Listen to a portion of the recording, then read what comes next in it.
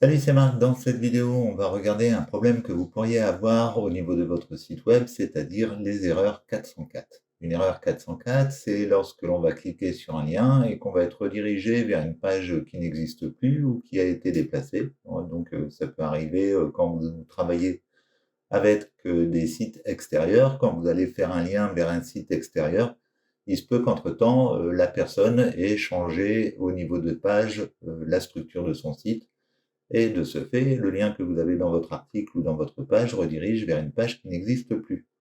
Donc ça, c'est la première option que vous pouvez avoir au niveau d'une erreur 404.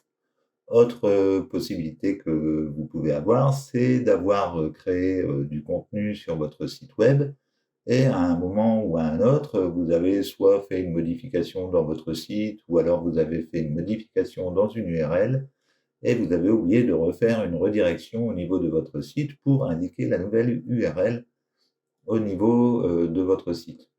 Donc c'est embêtant parce que quand vous avez une page qui est référencée sur Google, quand la personne va cliquer sur le lien, elle va atterrir sur une page 404, une page qui n'existe plus.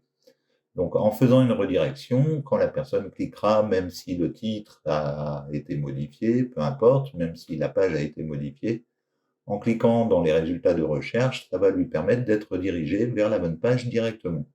Donc c'est important de surveiller l'ensemble de vos liens au niveau de votre site pour être sûr d'avoir une bonne expérience utilisateur et de permettre aux gens de trouver votre contenu. Donc la première chose qu'on va devoir faire, c'est installer une extension qui va nous permettre justement de gérer la recherche de ces différents problèmes que l'on pourrait avoir au niveau de notre site. Donc pour ça, je me retrouve ici au niveau de mon site et on va aller au niveau des extensions.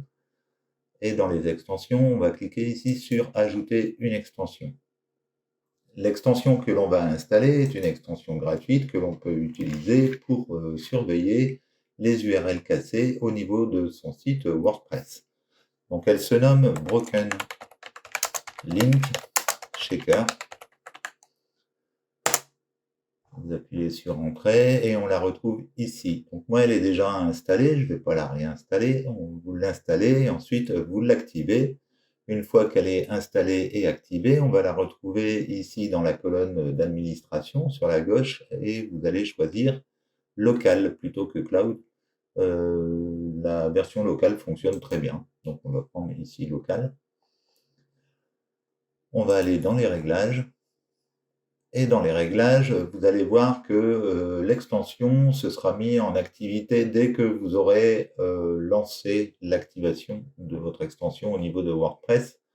Elle va commencer à chercher les différents liens brisés à l'intérieur de votre site.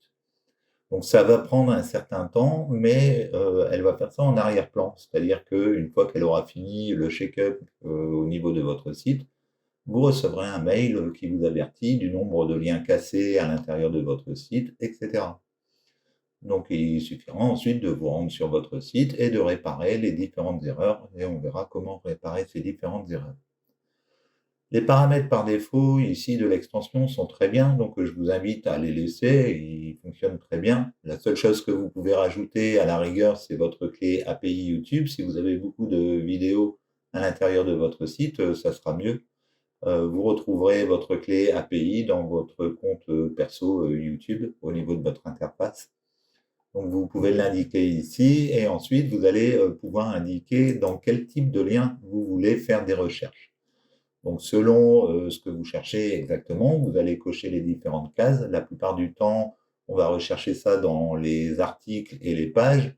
Les commentaires, ça va être utile si vous permettez de mettre des liens URL à l'intérieur des commentaires, mais vous pouvez le faire en même temps, hein, il va surveiller. Et ensuite, vous pouvez choisir si l'état de l'article doit être publié, planifié, etc. Donc vous pouvez même vérifier vos brouillons ou vos documents qui sont planifiés pour faire une vérification des liens que vous avez mis lorsque vous avez rédigé votre article qui doit être publié plus tard. Donc c'est quand même plutôt pas mal. Et ensuite, vous avez ici quel type de lien il doit vérifier. Donc laissé par défaut, les vidéos YouTube intégrées, ça sera plus valable quand vous aurez mis la clé API au niveau de YouTube. mais ça fonctionne quand même plus ou moins, quoi. En fait, quand il n'y a pas la clé API, je pense que ça dépend du nombre de vidéos que vous avez sur votre site et de requêtes que vous faites au niveau de YouTube. Donc voilà, après les autres options, on n'en a pas besoin particulièrement, donc on va les laisser telles qu'elles sont. Une fois qu'il y aura fait le contrôle, donc des différents liens, si jamais il ne se lance pas, il me semble que vous avez un bouton ici dans le coin, vous cliquez dessus pour qu'il lance l'opération, mais en principe, il fait ça automatiquement. Une fois qu'il aura fini, que vous aurez reçu le mail, vous allez avoir donc vos liens qui vont apparaître comme ici. Donc, il existe plusieurs onglets au niveau de l'extension. On a les éléments qui sont cassés, les avertissements, les redirections et écartés. Donc, dans les éléments cassés, on va retrouver tous les liens qui sont brisés à l'intérieur de vos articles et de vos pages. Donc, c'est ici que vous allez avoir le détail des différents liens qui redirigent vers des pages qui ne sont pas accessibles. Ou parfois, vous avez ici comme forbidden, ça veut dire simplement que vous n'avez pas le droit d'y accéder. Donc ça, c'est simplement une protection en général qui est faite au niveau des différents sites que vous allez interroger et qui sont bloqués justement contre le crawl des différents logiciels. Donc, en l'occurrence, ici, ce serait Broken Link Shaker.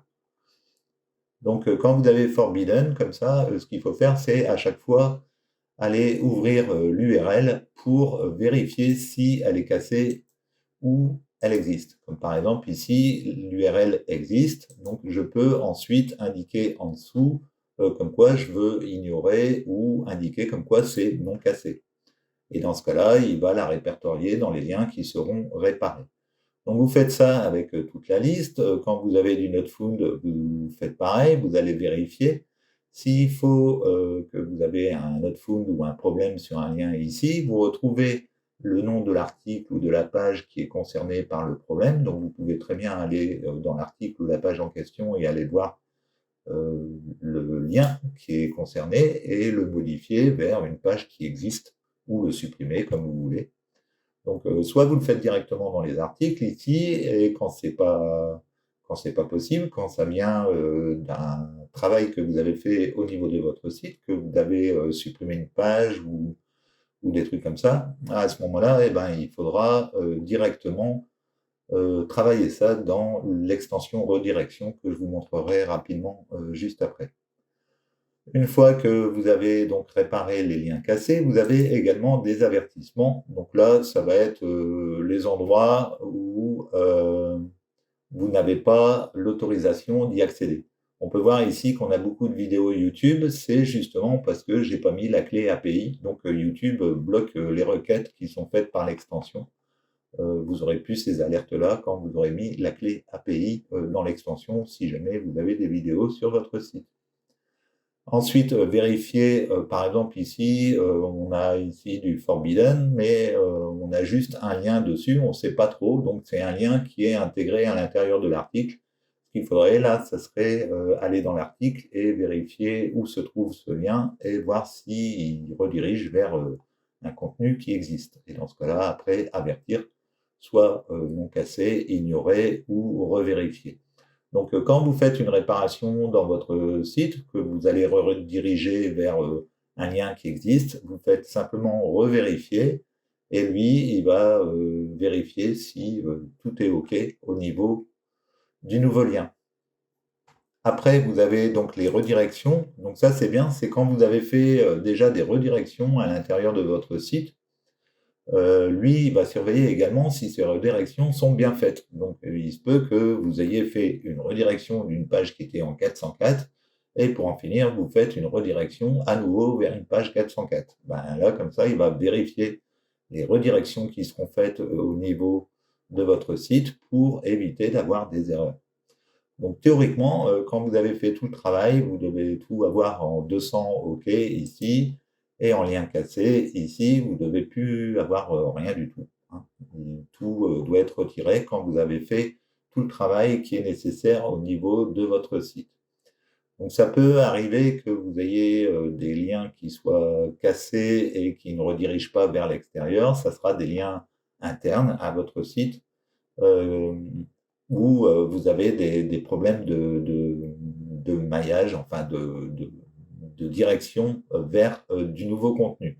Donc pour ça, ici, c'est plus pour des liens qui sont externes et vous avez dans les réglages ici la possibilité de télécharger une extension ici, External Link Plugin, qui va vérifier en fait tous vos liens externes aussi et qui va vérifier notamment si vous avez bien les attributs noReferrer et noOpener pour les liens externes pour améliorer la sécurité de votre site.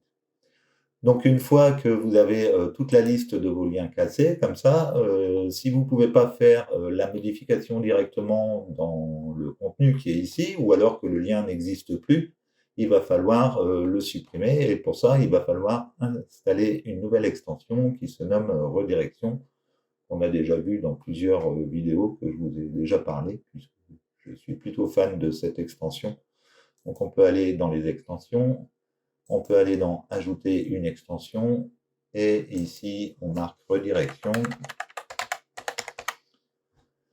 et vous allez trouver la première extension qui est ici. Vous allez pouvoir l'activer. Une fois qu'elle sera activée, vous allez la retrouver dans Outils ici et ensuite Redirection.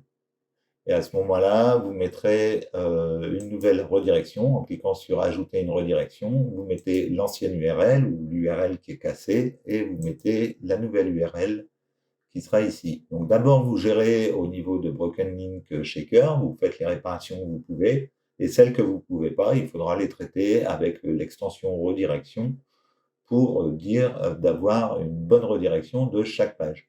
Ce qui vous permet, par exemple, si vous aviez créé un article et que vous avez posté des épingles sur Pinterest concernant cet article, ça évitera que toutes les épingles de Pinterest arrivent sur une page 404, par exemple. En mettant une redirection, elles seront redirigées vers le nouveau contenu directement. Donc, pour éviter les erreurs 404 sur votre site et les liens cassés sur votre site, vous devez à la fois jouer sur l'extension redirection et Broken Link Shaker. Broken Link Shaker va vous permettre de détecter ces erreurs et redirection va vous permettre de les corriger. Voilà, j'espère que cette vidéo vous aura plu, qu'elle vous aura permis de trouver les liens brisés au niveau de votre site, de réparer les liens cassés au niveau de votre site WordPress avec l'extension Broken Link Shaker. Si vous avez aimé, n'hésitez pas à liker, à commenter et à partager, et n'hésitez pas à cliquer sur le lien qui se trouve sous la vidéo pour accéder à mon blog directement et voir les différents contenus que je propose. En attendant, je vous remercie d'avoir suivi cette vidéo, je vous souhaite une bonne journée et je vous dis à bientôt pour une prochaine vidéo. Ciao, ciao!